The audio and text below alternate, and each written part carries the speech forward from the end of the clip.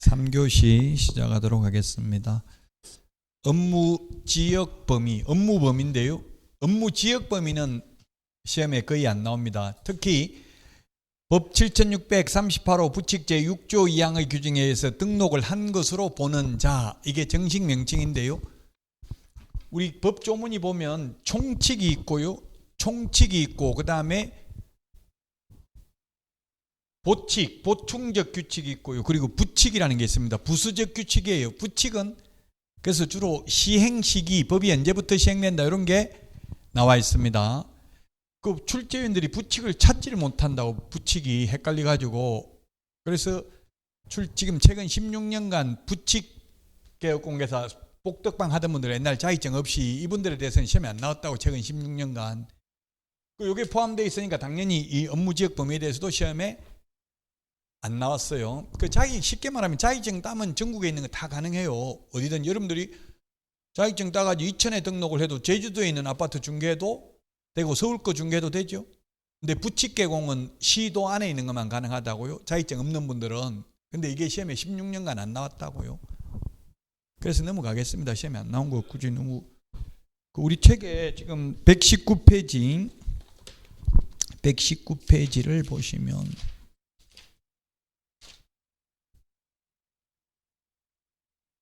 119페이지, 120페이지까지 없잖아요. 근데 120페이지에 보니까 3번 종별 겸업, 법인의 겸업자는 32, 34, 35 이렇게 나왔죠.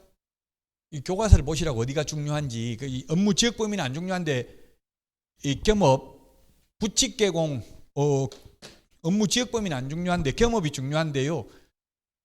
자격증 따면 겸업 제한이 없다고요. 근데 자격증이 없는 소위 부칙 개공 중개인은 경공매 매수 신청 대리는 불가능입니다. 왜냐하면 법을 잘 모르잖아요. 공부를 안 했기 때문에. 경공매 매수 신청 대리는 불가능입니다. 이 부분이 중요하다고요. 이게 이제 우리 교과서 120페이지 최근에 계속 출제됐다고 나와 있는 내용입니다. 121페이지에 보니까 위에서 10번째 줄 이 법인의 겸업 해가지고 31, 32, 33, 35 뭐 이렇게 나왔죠. 계속. 이런 거는 반드시 알아야 된다. 암기 프린트는 24번에 있어요. 우리 암기 프린트는 24번.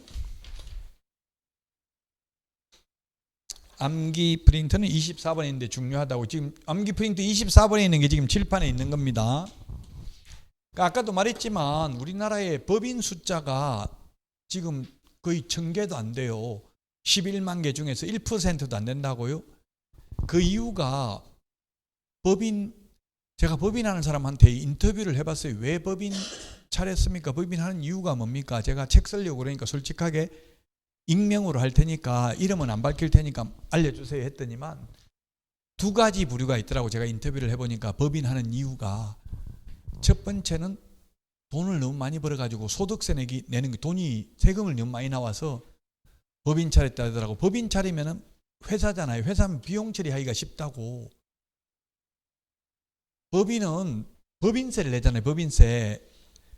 종합소득세 내는 게 아니라 법인은 법인세를 내죠. 법인세를 내면은 법인세의 경우는 우리 소득세 세율보다 세율이 낮아요. 소득세는 6%부터 지금 42%까지 아마 7단계 초과 누진세율인가 이렇게 돼 있어요. 종합소득세, 양도소득세 다 똑같다고 소득세 세율은. 근데 법인세 세율은 한 20% 정도, 이 정도밖에 안 돼요. 15%예요? 10%예요? 시험에 안 나가 저도 정확한 건 모르는데 최고 세율이 아마 대기업 이런 것도 한 20%, 매출액이 높으면 그러니까 그 대부분 10%겠네. 그러면 10%니까 훨씬 세금이 줄어든다고. 최대 세율이 10%밖에 안 되니까 2억은 아마 대기업이라 해도 한 최대 20%인가 이럴 거예요. 아마도. 그 정확한 거는 저도 시험에 안 나오니까 잘 몰라요. 세율은 솔직히. 굳이 알 필요도 없고 시험에 안 나오니까. 어쨌든 한 10% 정도밖에 안 되니까 그래서 법인한다고. 그리고 또 법인카드 만들어가지고 각자 그 가족들을 다 임원으로 등기해놓은 거예요. 등기 임원으로. 대표이사, 부인은 상무이사, 전무이사, 부사장 해가지고 법인카드, 차량 유지비 이런 거 다 지급한다고.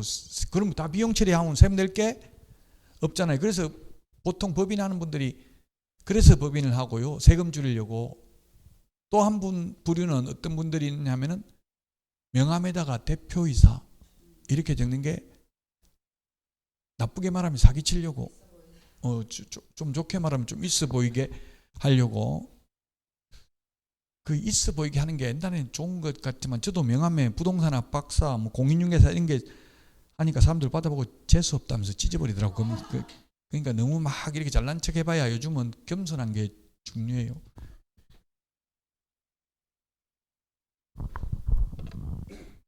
자, 그래서 법인을 그래서 안 하는데, 법인하면 좋은 게 하나도 없다고. 이게 오히려 법인은 6개밖에 못해요. 개인은 이거 말고 이 6개도 개인은 당연히 할 수 있고 다른 업무도 할 수 있어요. 그러면 입법 취지가 시험에는 안 나오는데, 입법 취지는 외국의 대형 법인을 견제하기 위해서 이렇게 만들었다고요. 그렇지만 시험에 절대로 이렇게 법인 겸업을 제한하는 이유는 외국 법인을 견제하기 위한 수단이다 이렇게는 안 나온다고요. 그러면 외국에서 가만 안 있으니까 불공정 무역으로 WTO에 제소될 수도 있어요. 자, 그래서 돈 되는 거는 못하게 하고 있습니다. 그래서 우리나라에는 이름만 대면 알 수 있는 외국 대형 법인이 없습니다. 우리나라는. 근데 심지어 홍콩만 가도 최고 돈 많이 버는 사람이 공인중개사를 하더라고요. 변호사보다 돈 더 많이 번대요. 외국에는 그 중개법인이 많아요. 거의 호주 이런 데도 보니까 60%가 법인이더라고요. 근데 우리나라는 1%도 안 된다고, 법인 비율이. 왜? 이렇게 법인 겸업을 제한하고 있기 때문에 돈 되는 건 못한다.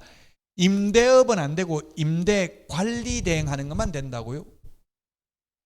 임대 관리 대행 해봐야 방 한 개에 10,000원 정도 받아요. 한 달에. 방 20개 관리 대행하고 월세 같은 거 대신 받아주고 20만 원 제가 받아봤거든요. 그 돈 안 된다고. 법인은 자본금은 좀 끌어올 수 있잖아요. 그럼 임대업을 해야 한 4-50만 원 받잖아요. 방 한 개에 최하. 어쨌든 돈 되는 임대업은 안 되고 임대 관리 대행 해줄 수 있다고요. 부동산 이용 개발 및 거래에 관한 상담만 해줄 수 있고 개발업은 안 됩니다. 돈 되는 게 개발업이 돈 되잖아요. 개발업이라는 것은 부가가치를 높이는 게 개발업입니다. 개발업은 안 되고 개발에 관한 상담만 할 수 있고요.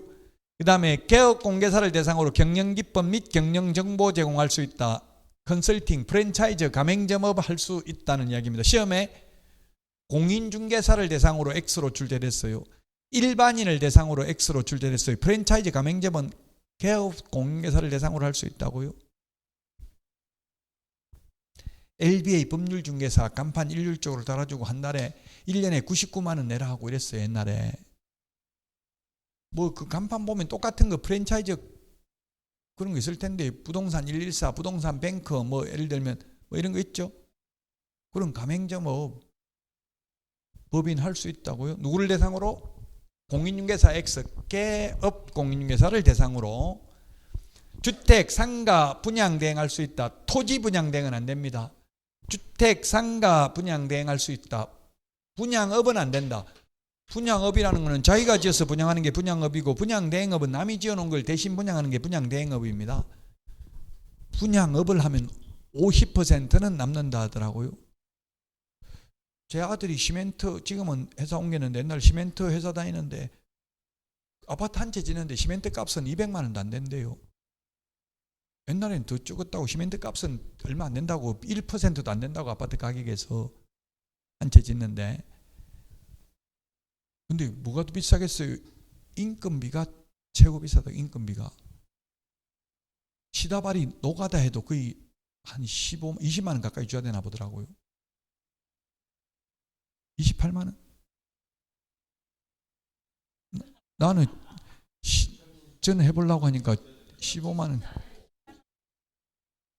28만 원 좀 기술자일 텐데, 저는 그 인력 사무소에 나가니까 또 10% 떼고 주더라고. 그 자기들이 15만 원, 10%인가 얼마 떼고 줘요. 하여튼 한 돈만 원 떼고 주더라고.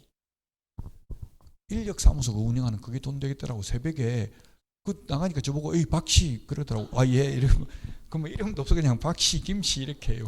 나이도 필요 없고 나이 먹으면 인간 취급을 안 하더라고. 그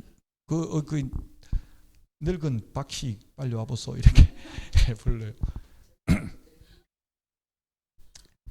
어쨌든 그 분양업은 안 되고 분양 대행업만 할 수 있다고요. 그 다음에 도배이사업체 소개만 할 수 있고 도배업, 이사업, 용역 알선만 할 수 있고 용역업은 안 됩니다. 직접 용역업을 해야 돈대요. 이삿짐 센터 운영하면 50% 남는다 하더라고. 저는 이해가 안 되던데. 근데 이삿짐 소개해봐야 10,000원, 20,000원, 뭐 50,000원도 안 줘요. 돈 안 되는 거 할 수 있다고요? 그 이사하는데 제가 한 130만 원 밖에 안 주는데 돈, 근데 4명 왔더라고. 그러면 한 사람당 제가 얼마 받냐 물어보니까 20만 원 받는데 여자분이 15만 원 받고, 그만 해도 그건 80만 원이잖아요. 그럼 한 50만 원인데 그 사다리 차 오지 뭐 이러면 별로 남는 거 없을 것 같은데 반 남는다고 자꾸 우기더라고, 운영하는 사람은. 어쨌든 소개하는 것보다는 그래도 직접 운영하는 게 더 많이 남는데, 그분은 단순히 그냥 감가상각을 안 해서 그렇지, 그 이삿짐 센터 그 차 같은 것도 직접 자기 거라는데 그 감가상각 해야 되잖아요. 그럼 그렇게 남지는 않을 것 같은데, 어쨌든 운영하는 사람 말로는 50% 남는데 그 50% 형식적으로 남지만 그 세금이라든지 뭐 들어가는 게 또 많잖아요. 그 비용, 감가상각 비용까지 하면. 자, 어쨌든 이삿짐 소개시키는 거는 가능한데 직접 운영하는 건 안 된다고요. 용역업은 안 되고 용역 알선업, 돈 안 되는 것만 할 수 있다. 경공매 매수 신청들이 할 수 있다. 단 경공매 매수 신청들이 하려면 매수 신청들이 실무 교육을 받아야 됩니다. 제가 한국공인중개사협회에서 이 매수 신청들이 실무 교육하는데 1년에 한 번씩 해요. 1년에 한 번. 거의 받는 사람이 없어. 2,000명도 안 돼. 등록한 사람이 11만 명 중에서. 그 1년에 한 번 해보면, 얼마 전에 제가 저기 아산에서 했는데 충남도회에서 전국에 다 오더라고. 울산에서도 오고 부산에서도 오고. 교육을 자주 안 하니까. 경매 대상 부동산에 대한 매수 신청들이만 등록을 하고요. 공매 대상, 한국자산관리공사 캠코에 사는 공매 대상 부동산 입찰 대리하려면 매수 신청 대리인 등록을 안 해도 됩니다. 암기 프린트 24번.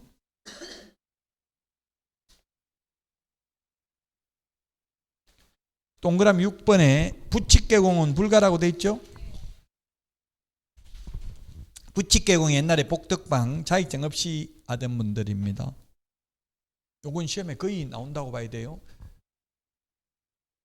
이것도 실제 출제위원들이 현실을 몰라서 그렇지 현실적으로 법인이 없다고 했잖아요. 거의. 그럼에도 불구하고 출제위원들은 이게 중요한 줄 알고 계속 내요. 자, 교과서 125페이지 고용인입니다. 고용인. 고용자, 놈자자가 붙으면 사장이고요. 고용인, 사람인자가 붙으면 직원입니다. 지금 기억이 나는 게 헌법에는 대통령 당선자 이렇게 나와 있고 공직선거법에는 대통령 당선인 이렇게 나와 있대요. 그러면 서로 충돌하면 헌법이 우선하잖아요. 근데 이명박 전 대통령 인수위 시절부터 당선자, 놈자자보다는 사람인, 당선인으로 불러달라 이렇게 요청을 해서 지금은 당선인이라고 불러요. 근데 여기 우리 법에는 인이 사람인자가 붙는 게 더 직원이라고요. 고용인, 고용자, 사장이고요.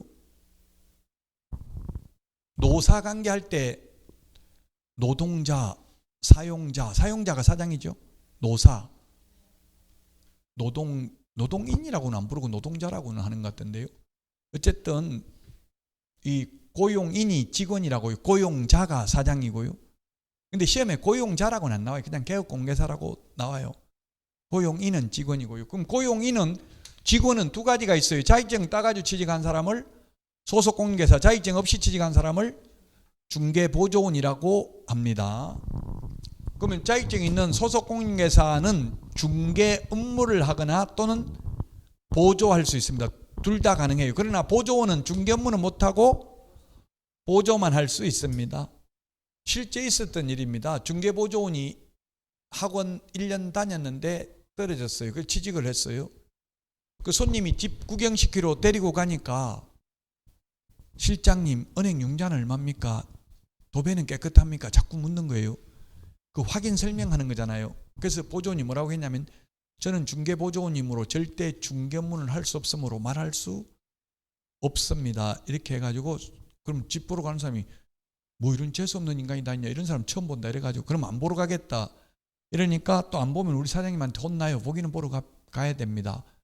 이렇게 하다가 그 손님이 고지 안 했다고, 보조원 고지 안 했다고 신고해가지고 500만 원 과태료 받았어요. 보조원. 어쨌든 시험에 나오면 계약서 작성이나 확인설명서 작성, 확인설명 같은 거는 못합니다. 보조원은. 단순한 업무, 현장 안내 및 일반 서무 등 단순한 업무, 커피 끓여가지고 커피 대접하고, 예를 들면 나쁜 말로 하면 이런 것밖에 못한다고. 집 구경시키러 데려가고 이런 것밖에 못해요. 장부 정리하고 격리하고 이런 것밖에 못한다는 이야기예요. 자, 보조원이든 소속관계사든 업무 개시 전에 고용신고해야 되고요. 고용관계 종료신고는 미리 못하고 그만두고 10일 이내 고용관계 종료신고, 해고신고를 해야 된다고요. 고용신고는 미리 하는데 고용관계 종료신고는 미리 할 수 없다고요. 갑자기 월급 받고 나면 그만두는 사람이 많거든요. 월급 될 때까지는 아무 말 안 하다가, 만약에 여러분들이 직원으로 취직하면 한마디도 항의 못합니다. 그 둘이 근무하는데, 둘이 근무하잖아요. 10평도 안 되는데 좁은 데 근무하면서 사장하고 싸우면 당장 그날 그만둬야 돼. 저도 직원으로 근무하다 사장한테 말대꾸 한 번 하고 그날 바로 그만뒀어요. 왜 말대꾸 했냐면 정치 성향이 저하고 달라가지고 계속 정치인 욕하고 뭐 탄핵이 어쩌고 저쩌고 하다가 무의식 중에 저도 막 갑자기 거기다 사장에 반발하는 말을 해버렸어요. 모르고 무의식 중에. 그랬다가 바로 잘렸어, 그날 바로.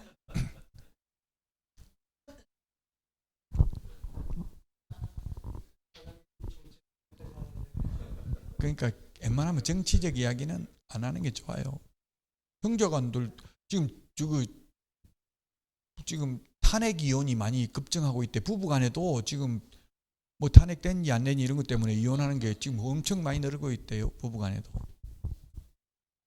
저는 와이프하고는 정치 성향은 같은데, 와이프 욕하고 해도 저는 말 안 해. 그냥 가슴속으로만 생각하고 있지. 그냥 괜히 그 말해봐야 좋은 게 없더라고요.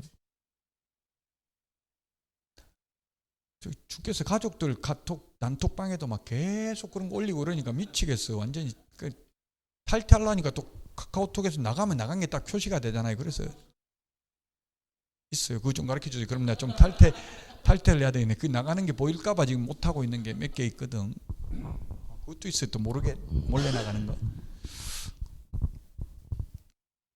사후 10일 이내에 신고해야 되고, 고용신고는 업무 개시 전에 해야 됩니다. 고용 인원수 숫자 제한은 없습니다. 다만 소속관계사는 100명을 고용하든 1000명을 고용하든 상관없는데 보조원은 숫자 제한이 있습니다. 왜 이 숫자 제한을 했냐면 가짜 공인중개사 50명 내세워 이렇게 해가지고 사기친 게 전세 사기가 있어가지고 이제 보조원은 개업공개사와 소속공개사를 합한 숫자의 5배수를 초과해서 고용할 수 없다. 근데 일반 중개업소 제가 태어나서 이때까지 다녀봤는데 중개보조원 5명 근무하는데 본 적은 없습니다. 단 기획부동산 2층에 있는 부동산 텔레마케팅 위주로 하는 데는 있습니다. 텔레마케팅 계속 전화 100군데 돌리면 2군데는 걸려들어요. 확률적으로. 하루에 100군데 돌리면.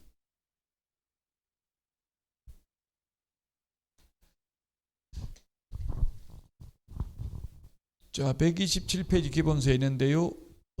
만약에 직원이 잘못했을 때 민사 책임은 그 직원하고 사장하고 부진적 연대채무 둘이 다 책임져야 됩니다. 보조원도 마찬가지고요. 만약 형사 책임, 직원이 잘못해가지고 징역 벌금을 받았다면 그 사장도 양벌 규정에 의해서 벌금을 받습니다. 즉 직원 잘못으로 사장이 절대로 징역 가는 일은 없습니다. 시험에는 직원이라고 안 나오고 고용인 또는 소속공개사 보조원, 시험에는 사장이라고 안 나오고 개업공개사 이렇게 표현하겠죠. 사장이. 저는 동네말로 여러분들 이해하기 쉽게 하기 위해서 사장이라고 했고요. 그 사장도 벌금을 받을 수 있는데 다만 사장은 그 직원의 위반 행위를 방지하기 위해서 상당한 주의와 감독을 게을리하지 아니한 경우에는 사장은 벌금 받지 않습니다. 직원이 잘못했다 하더라도. 계속 교육시켰는데 잘못한 것까지 어떻게 할 수는 없잖아요. 자, 사정교육, 실무교육 받아야 되고요. 보조원은 직무교육 받아야 됩니다. 보조원이 소속관계사 잘못하면 자기 취소나 자격정지 받을 수 있고요. 보조원은 행정처분 대상은 아닙니다. 소속관계사 자격증 취소되는데 미반납하면 100만 원 이하의 과태료고요. 보조원이라는 사실을 미리 고지, 손님한테 저 보조원입니다 미리 안 알렸으면 500만 원 이하의 과태료입니다. 좀 이거 애매하죠. 이것도.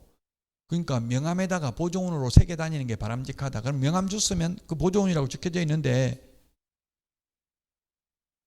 판사가 물을 수도 있어요. 명함 눈 뜨고 받았습니까? 눈 감고 받았습니까? 이렇게 물을 수도 있죠. 그럼 헌법재판관도 묻더라고요. 그 형사사건 조사받을 때 변호사 입회하에 조사받았습니까? 혼자서 고문당하면서 받았어. 고문당하면서 이 말은 아닌데 그냥 변호사 입회했냐 이렇게 묻더라고요. 변호사 입회하에 했다는 것은 고문 없이 정상적으로 진술했다고 보는 거죠. 그리고 영상 녹화했습니까?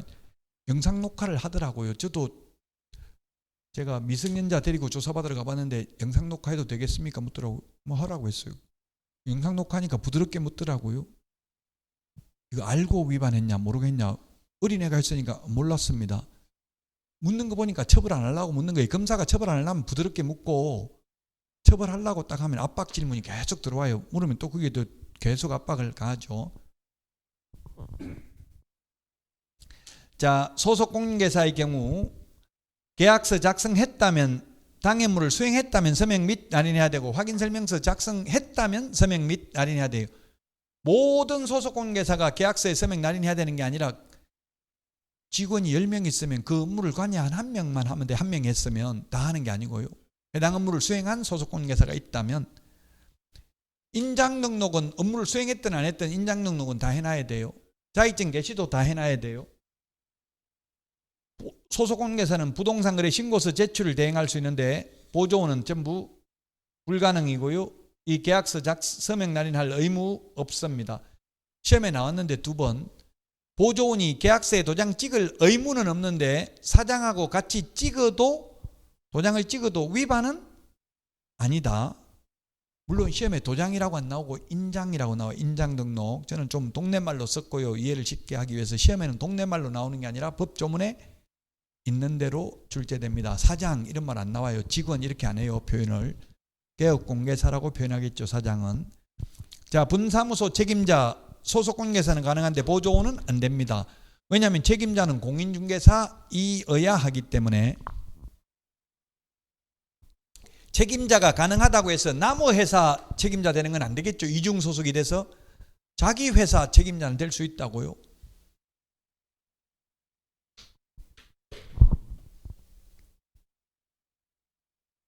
자, 이게 2023년 전세 사기 때문에 전세 사기의 제목에 보면 강서구 서울 화곡동에서 가짜 공인중개사 50명 내세워 모집책으로 뭐 이렇게 해서 사기쳤다 이런 게 나왔어요. 그래서 이제 중개보조원, 개업공개사와 소속공개사를 합한 숫자의 5배수를 초과해서 고용하면 1년 이하 입전역이나 1,000만 원 이하의 벌금이고요. 반드시 등록을 취소해야 된다. 절취, 필취, 기속, 취소.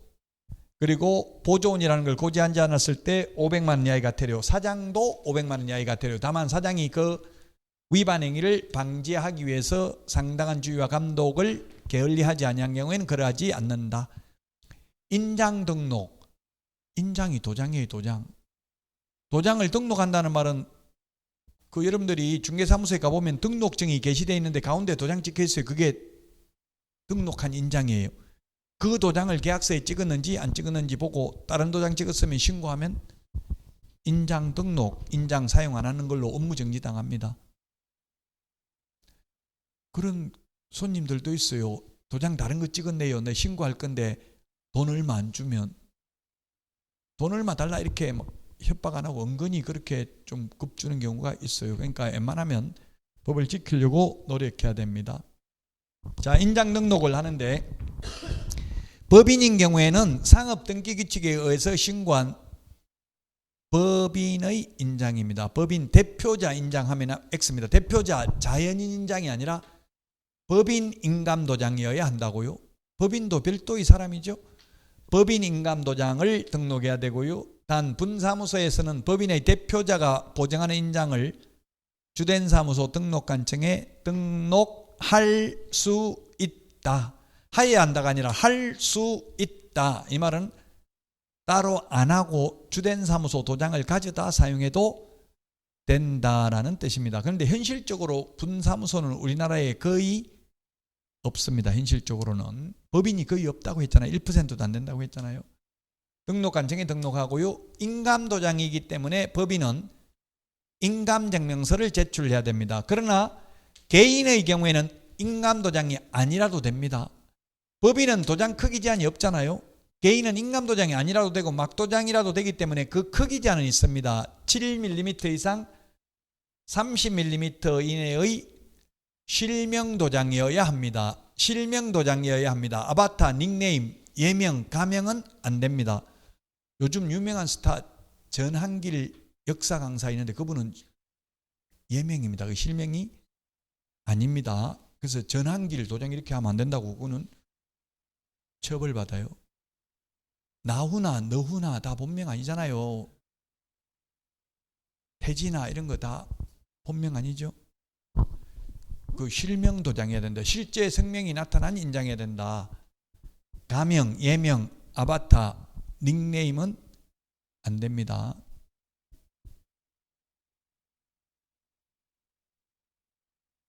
저도 예명을 써봤었어요. 학원 강사로 써봤는데 제 커뮤니티에 뭐 카페, 네이버 밴드 뭐 이런데 유튜브 채널에 와가지고 뭐 재짓냐, 왜 이름 못 쓰고 뭐 재진 거 있냐, 바람 피웠냐 이런 거 자꾸 댓글이 달려서 그냥 다시 지금 실명 쓰고 있어요.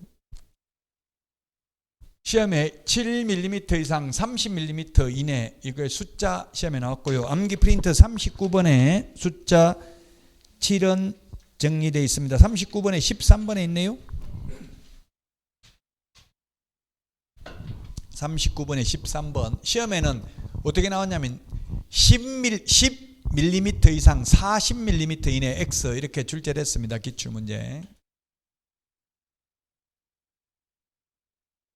자, 등록 인장을 변경한 경우 7일 이내에 변경 등록해야 되고요. 인장 등록 위반하면 개업공개사는 업무정지, 소속공개사는 자격정지 사유입니다.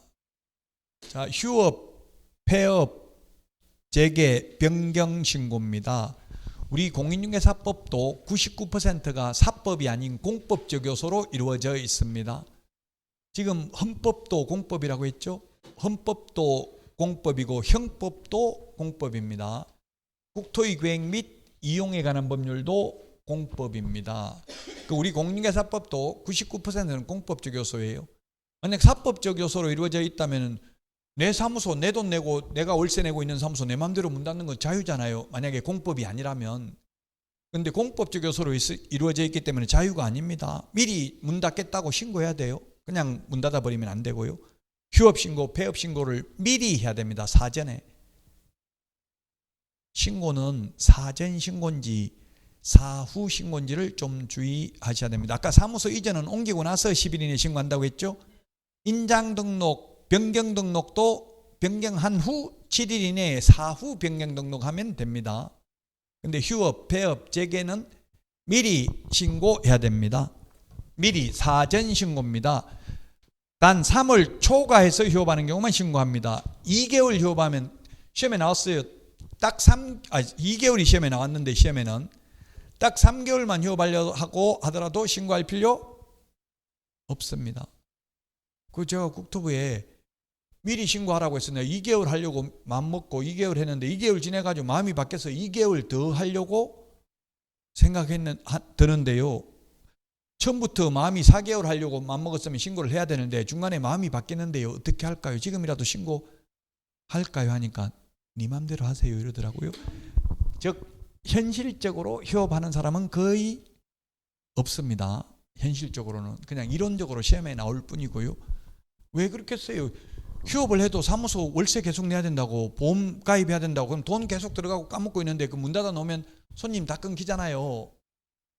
현실적으로 휴업할 일이 있으면 어떻게든지 권리금 좀 받고 넘긴다고 다른 사람한테. 그럼 권리금을 정 못 받을 처지가 되면 그냥 보증금이라도 빼고 다른 데 넘겨야 월세라도 안 낼 거 아니에요.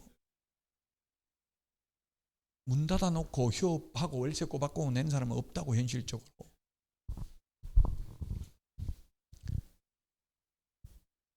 다만 근데 왜 그런 법적으로 이렇게 휴업 신고를 하라고 했냐면은 계속 장기간 휴업하는 사람은 개업공개사 통계에서 지워야 되잖아요. 장기간 휴업하면 등록 취소할 수 있다고 돼 있어요. 등록 취소해가지고 개업공개사에서 지워버려야 되겠죠. 그래서 이렇게 법적으로만 해놓은 거예요. 현실적으로 휴업하는 사람은 거의 없다.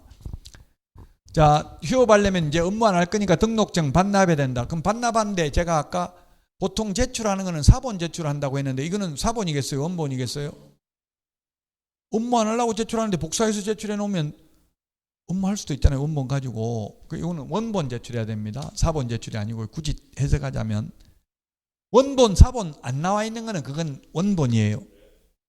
제가 주민등록 등본 이런 식으로 등본이라고 돼 있잖아요. 그거는 사본이라고 했죠.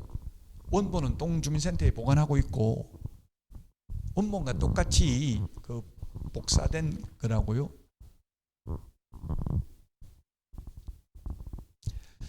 자, 그 다음에 휴업 신고는 방문 신고만 가능하고 전자문서는 안 됩니다. 그 이유는 반납하러 가야 된답니다. 미리 신고를 해야 되고요. 등록 후 3개월 초과하도록 업무를 개시하지 않는 경우도 신고해야 됩니다. 폐업 신고도 미리 해야 되고요. 등록증 반납해야 되고요. 그 다음에 이것도 방문 신고만 가능합니다. 자, 그 다음에 휴업 기간은 6개월을 초과할 수 없습니다. 원칙. 다만 예외적으로 질병, 병원에 입원한 경우, 징집, 군대 간 경우, 취학, 학교 간 경우, 임신, 출산 제외입니다. 근데 이게 현업에서 그 주무관들이 저한테 연락이 많이 와요. 6개월을 초과할 수 없다 이렇게만 돼 있고 횟수 제한은 없어요. 횟수 제한은. 그래가지고 시골에 지금 중개업을 하면서 돈이 안 된다고 전부 휴업신고 해놓고 참 휴업신고가 있다더라. 휴업신고 해놓고 돈이 안 되니까 어디 돈 벌러 갔다고 6개월 지나니까 다시 개업을 했다가 휴업신고 하려면 보험가입을 해야 돼. 보험가입을. 그런데 휴업기간 중에는 보험가입을 안 해도 되거든요. 그 저보고 6개월 해줬다가 그대로 또 계속 연장해줘도 되냐 아니면 개업했다가 다시 해야 되냐 이걸 묻는데 공무원이 모르는 걸 내가 어떻게 하냐. 그럼 법에 명확하게 규정이 없어요. 그런 거는 그 해석상 문제니까 국토부에 물어봐라 하니까 국토부에서는 아예 전화를 안 받는데 시군구 공무원들도 현 정부 들어서는 국토부 중앙부처 공무원들이 전화를 안 받아요. 제 생각에는 전화 받아가지고 정부 정책에 반하게 말 잘못했다가 아마 징계받고 아마 이런 게 있었을 거예요. 지금 국토부 전화해보세요. 무조건 통화 중이다, 출장 중이다, 이런 식으로 회의 중이다 이렇게 나와요. 멘트가. 안 받아요 전화를. 옛날에는 받았거든요. 전 정권까지는.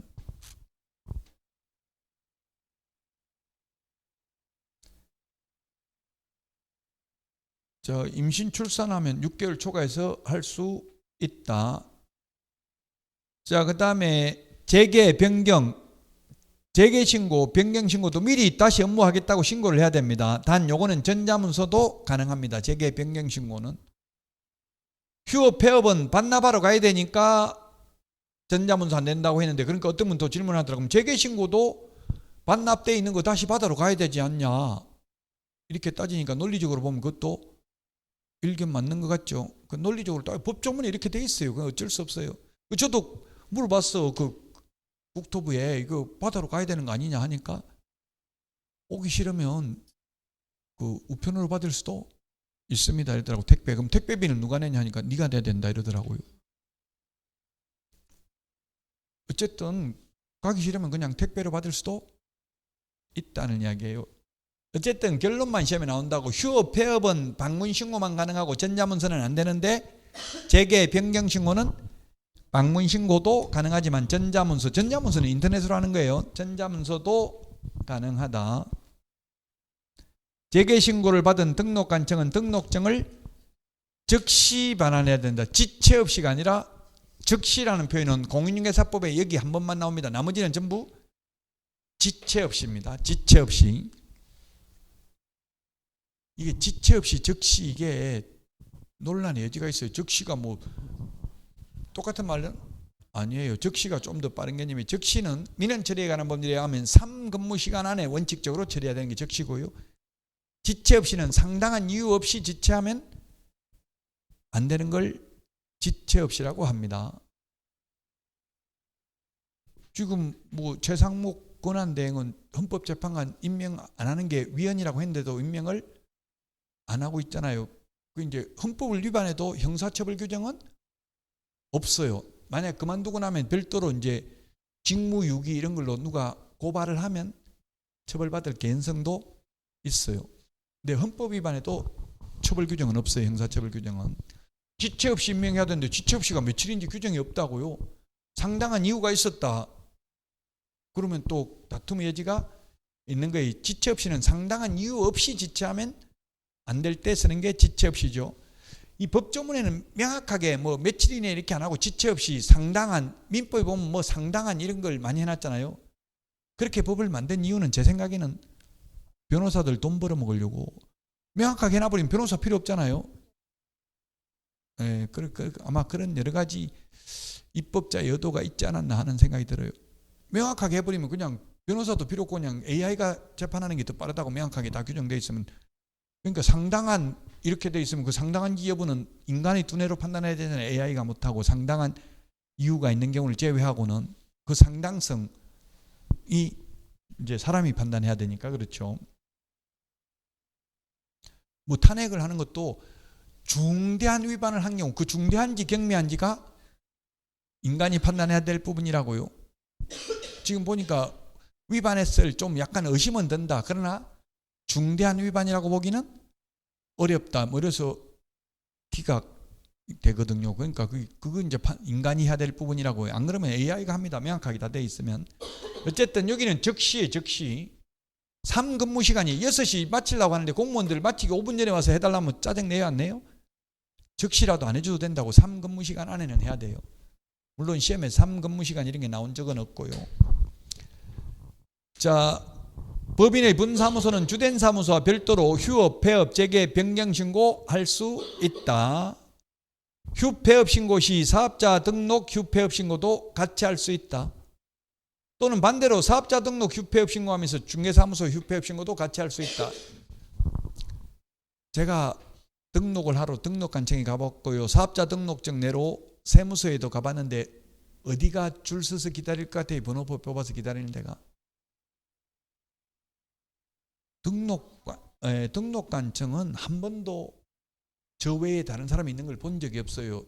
폐업하러 가도. 저 혼자 폐업했어요. 왜냐하면 예를 들면 보통 시군구별로 개업공개사 숫자가 한 500명 정도 되거든요. 500명이 매일 폐업해버리면 1년 일하면 다 폐업하고 없겠죠. 거의 안 온다고. 폐업하거나 휴업하러 오는 사람이. 그러니까 줄 설 일이 없어요. 등록관청에 가면. 근데 세무서에는 가니까 사업자 등록만 하는 게 아니라 무슨 증명서 떼러 오는 사람 뭐 이것저것 내가 다 번호표 뽑아가지고 다 되게 하더라고요. 사업자 등록하러 오는 사람만 있는 게 아니고 다른 거 오는 사람도 있다고요. 그럼 세무서에 가서 기다려야 되니까 그냥 기다릴 필요 없이 등록관청에 가서 사업자 등록도 폐업하겠다 하면 그 서류 받아가지고 공무원이 인터넷으로 자기들이 전자적으로 해결을 한다는 이야기입니다. 민원인들의 편의를 위해서. 오늘 했던 게 8문제 정도 출제된다고 했습니다. 중개사무소 개설 등록 절차, 자격증 따서 업무 개시할 때까지의 절차입니다. 이 중에서 가장 중요한 게 법인의 등록 기준, 암기 프린터 3번에 보면은 법인의 등록 기준 5가지가 있었습니다. 법인은 상법상 회사 또는 협동조합 기본법에 의한 협동조합으로서 자본금 5천만 원 이상이어야 되고요. 사회적 협동조합은 제외하고요. 그 다음에 법 제14조에 규정된 6가지 업무만 영위할 목적으로 설립되어야 되고요. 대표자는 공인중개사이어야 하며 대표자를 제외한 임원 또는 사원의 3분의 1 이상이 공인중개사이어야 합니다. 모든 자격증이 있든 없든 모든 임원, 자격증 없는 임원이 있을 수도 있죠. 3분의 1 이상만 자격증이 있으면 되잖아요. 자격증이 없어도 실무교육은 모든 임원이 다 받아야 된다. 그 다음에 건축물 대장에 기재되어 있는 사무소 확보해야 된다. 이게 가장 중요합니다. 등록에서는 법인의 등록 기준이 가장 중요하고요. 그 다음에 결격사유 12가지가 있었습니다. 미성년자, 피성년 후견인, 피한정 후견인, 파산 선고받은 자, 금고 이상 형을 선고받고 그 집행이 종료되거나 집행을 받지 아니하기로 확정된 후 3년 미경과자. 그 다음에 금고 이상의 집행유예 기간 더하기 2년간 결격 사유에 해당됩니다. 그 다음에 자격 취소, 등록 취소 3년 지나야 됩니다. 업무 정지, 자격 정지 기간 중에 안 됩니다. 공인중개사법 위반으로 300만 원 이상 벌금 받은 경우 3년간 결격 사유에 해당됩니다.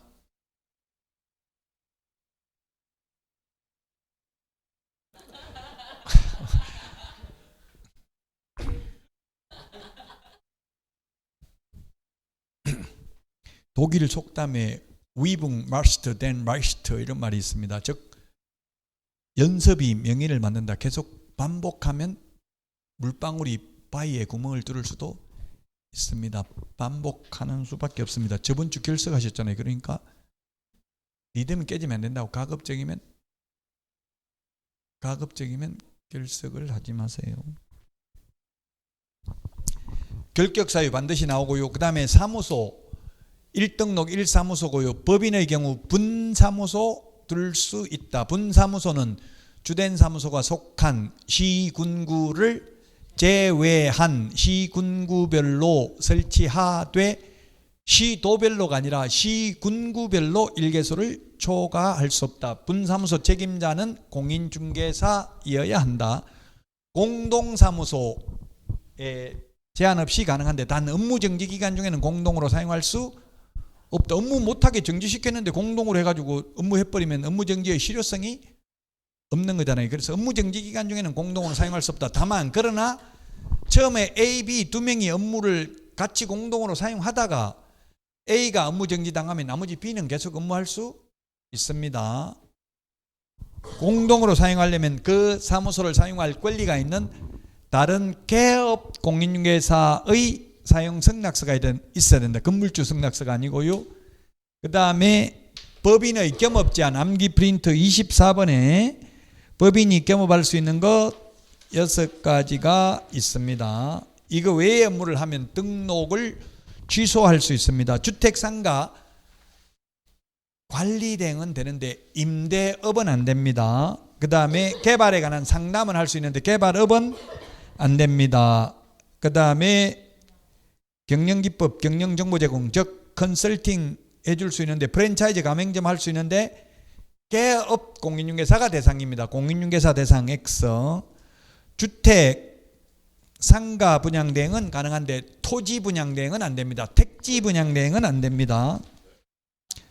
그 용역 알선은 되는데 용역업은 안 됩니다.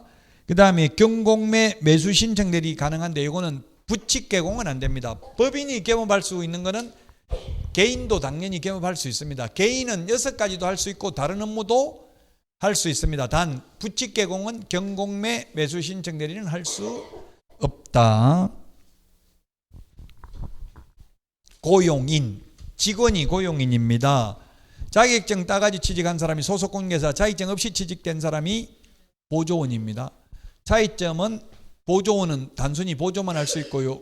소속공인중개사는 중개업무도 할 수 있고 보조도 할 수 있습니다. 둘 다 업무직 개시 전에 고용신고해야 되고 둘 다 10일 이내, 사후 10일 이내 고용관계 종료 신고해야 됩니다. 소속공인중개사는 중개업무 또는 보조할 수 있는데 보조원은 보조밖에 안 된다. 중개보조원은 채용 상한제가 있다. 개공, 소공을 합한 숫자의 5배수를 초과해서 고용하면 1년 이하의 징역이나 1,000만 원 이하의 벌금이며 또한 반드시 등록을 취소해야 됩니다. 개업공개사의 경우 보조원이 고지하지 아니한 경우 미리 보조원이라는 걸 알리지 않았다면 500만 원 이하가 들어옵니다. 이 다툼의 여지가 있죠. 손님은 고지 못 받았다. 나 고지했는데요. 그러면 민법에서 주장하는 자가 입증을 해야 됩니다. 고지한 사람이 고지했다는 걸 입증 못하면 못 들었다고 우기는 사람이 유리할 가능성이 높다는 이야기예요. 그럼 명함 같은 거 이런 걸 주든지 아니면 녹음을 해놓든지 이렇게 해야 돼. 만일의 사태를 대비해서. 근데 쉽지는 않죠. 그게 녹음하기가.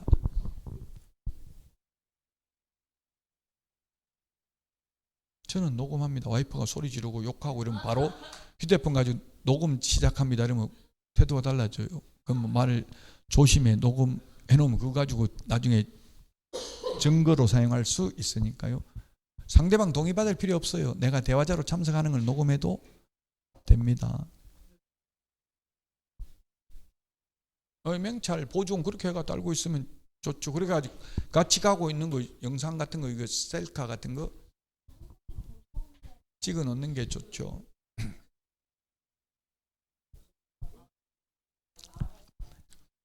인장 등록입니다. 도장, 계약서 확인 설명서에 찍을 도장, 미리 이 도장을 쓰겠습니다 해야 되는, 등록을 해야 되는데, 법인은 상업등기규칙에 의해서 신고한 법인의 인장입니다. 대표자 인장이 아니고, 개인, 법인이 아닌 개인은 7mm 이상 30mm 이내의 실명 도장해야 되고요. 도장을 분실한 경우 7일 이내 변경 등록해야 됩니다. 그래서 등록 인장을 사용하지 않거나 인장 등록을 하지 않거나 7일 이내 변경 등록 안 하면 업무정지입니다. 개공은, 소공은 자격정지입니다. 휴업, 폐업, 재개, 변경 모두 미리 신고해야 됩니다. 단 휴업은 3개월 초과해서 휴업하는 경우만 신고합니다.